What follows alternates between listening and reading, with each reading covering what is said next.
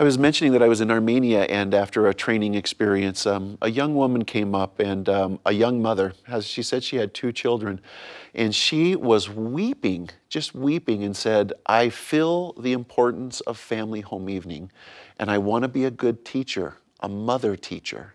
And she says, I'm not quite sure how. Will you please help me? I need to raise my children. And she was, the sincerity, Yeah. it was gripping. Right. I was so overwhelmed with her sincerity. And once again, it's that hunger, but she also wanted some help. She said, the desire was there, now help me. In some cases, it was almost, not just tell me, show me, give me something, some help in some way. That I can hold on to. That's exactly right. And I found that in everywhere we go, even whether it be Utah or whether it be in the far reaches of Korea or wherever it might be in our travels, that similar experience is they want some help. And that's one of the things I love to be able to tell people, there is help. There's a lot of help out there. We just need to know how to find it, how to use it, how to make it relevant to our circumstance so that the gospel can be lived. When I was a mission president, we used to say, help is on the way. Oh, that's good. Whatever you've got, Elder Hollins used this when he talks about the Book of Mormon.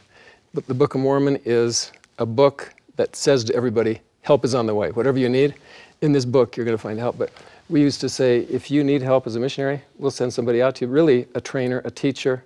Teachers are people who help others do what they really want to be able to do, but can't do without that teacher's help.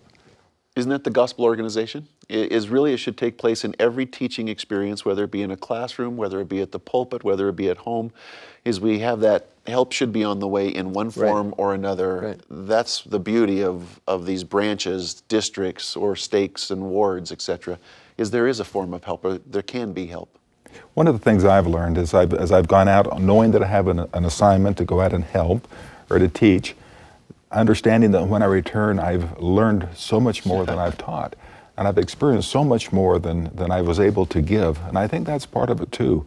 I think even with the calling of a teacher, when they talk about no greater call can come to you than that of a teacher, it's sometimes, and I think most often, because of the personal blessings that come to someone who teaches the gospel. Not just what they deliver to others or how they help others' lives, but truly the person who receives some of the greatest blessings in the whole process is that teacher who has to depend on the Lord, who has to study and pray and be prepared and try to do the best they can, but knowing that the Lord is in this and depend on the Lord.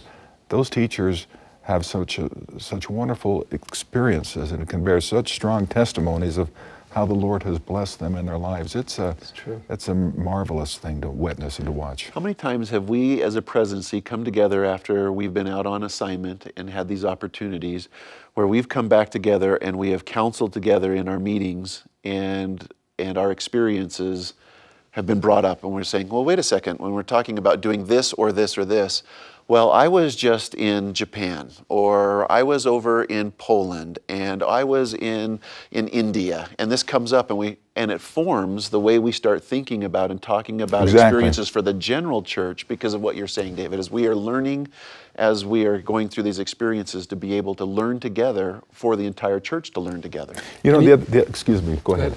Well, one of the other things that I've witnessed, and that is there are wonderful teachers in this church everywhere you go.